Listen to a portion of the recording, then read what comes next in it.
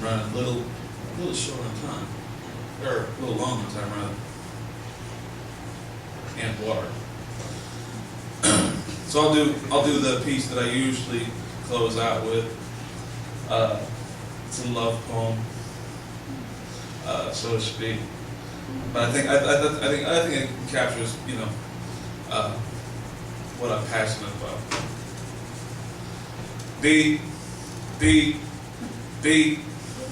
Awake and I see that it's 5:59 a.m. again in my little riddle life, and I take a breath and I detect a second left before the man expected me to be on time. But what if I'm beyond time? Then I'll stop that attack, because those clocks can't punch back and they can't crack the dawn of my sun. I'll corrupt her dust when she's done. It seems won a golden globe, and I don't know why they despise that prize that provides the light from which they hide daily. Shady, maybe it is, or maybe it isn't as simplistic as their television addictions, but need I mention how their stargazing is crazy. Even if their stars were on par with mine, it could be seen on 50 billion screens, televised live at the same time. All I need to be is outside. And what do their constellations provide except that sedation conversation where I'm placed in meditations with the moon? And who's consumed in satellite tombs with 1,000 rooms that even I could flip through like click. Ooh, I don't want Gilligan again, and none of us getting off. It's continue to solve unsuccessful masturbation and heavy rotation. So keep your attentions placed on the payments that you're making for Viagra. You still don't have the stamina to be hanging with celestial bodies that are constantly rocking me and keeping me coming hard with verses, minus the commercials. And I know who's first to hit those pillows and those that's not yours true. Because when Scott used to do have me be lying with an open eyelids hitting snooze. Then when I finally rise, I realize that she's still asleep. And I'll sit and I'll watch her breathe. Because she breathes that insane air, the same air as I, the air that carries lines and waves, it breaks on mental plains beaches, then retreats to keep kids sand castles from meeting disaster. For we were once masters of such castles, kings and queens.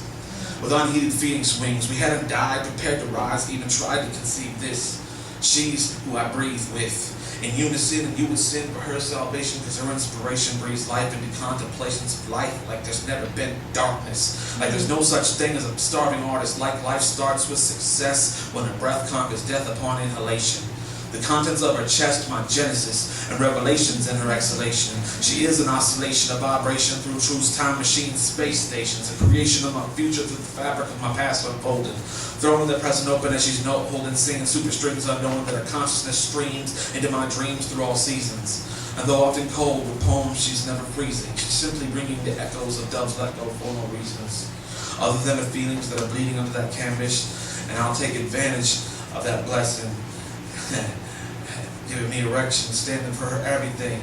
Gives me an understanding even when she has me sing, babbling on time with my mind rattling on and off the top of not from the bottom of her art. Hear her heart heat, cold beats until hands can't hold seats, then see me start to propose to oppose any foes, even those that suppose that they own logos like pharaohs did with hieroglyphics and other perverted clergy did with scripts in their system. See, hell is a tradition. One lacing faces ear to ear, year to year, and also appears to live in their pharmaceutical attacks. But I don't eat those pharmaceutical snacks. In fact, she's the drug I take, and she is my faith. She is my outer space, and she's my earthly place. She's my home.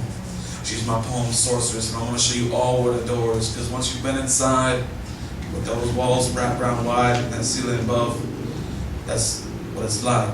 Feeling of being loved.